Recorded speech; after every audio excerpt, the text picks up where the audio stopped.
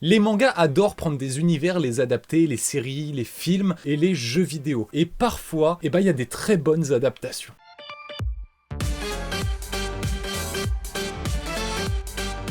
Aujourd'hui, je vais vous parler de Detroit Become Human Tokyo Story. Je m'attendais pas à grand chose, j'ai acheté ça parce qu'il y a marqué Detroit Become Human et c'est trop bien. Tout d'abord, on est sur 2 tomes, vous l'avez vu, tome 1 et tome 2, c'est un intégral, c'est une série courte. Et d'un côté, c'est frustrant parce que c'est trop bien, mais d'un autre côté, ça se finit tellement bien, ça se suffit à soi-même, l'histoire est complète et c'est trop bien. Ça fait déjà 4 fois que je dis trop bien. Sorti depuis février 2025 en France, tous les tomes sont du coup disponibles en librairie. Au dessin, on retrouve Moto Sumida et au scénario Kazami Saruwatari.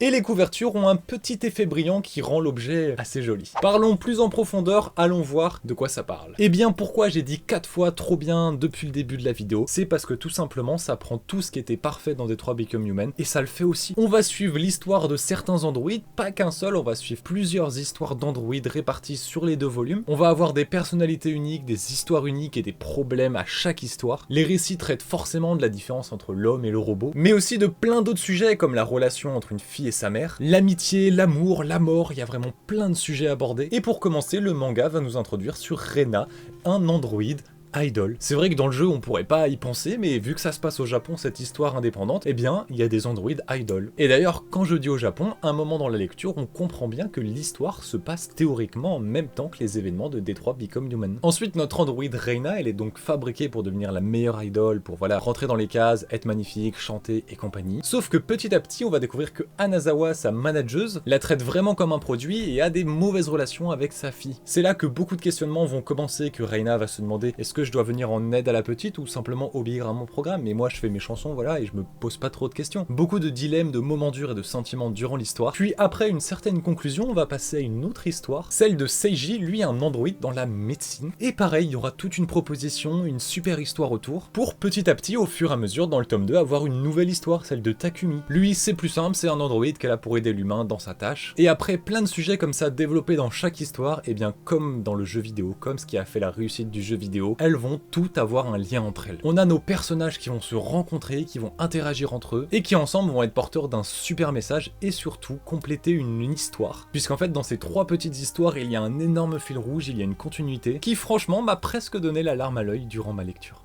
Detroit Become Human Tokyo Story, c'est un récit court, c'est 2 tomes mais qui sont bien maîtrisés. Pour conclure, clairement, je vous le dis, mais si vous êtes fan du jeu vidéo de près de loin, penchez-vous sur ce manga, vous allez halluciner. Et ensuite, si vous êtes juste un lecteur de manga, mais que par exemple vous recherchez des séries courtes, des one-shots, parce qu'on est presque sur un one-shot vu que c'est 2 volumes, je pense que ça va. Et bien pareil, penchez-vous dessus, vous n'allez pas être déçus, il y a des vrais sujets au-delà de juste on est des fans de Detroit Become Human, on fait des androïdes et tout. C'est vraiment une lecture coup de cœur que moi je me relirai avec grand plaisir. Merci d'avoir écouté la vidéo, j'adore propagander des mangas. Et je vous donne rendez-vous du coup pour une prochaine propagande.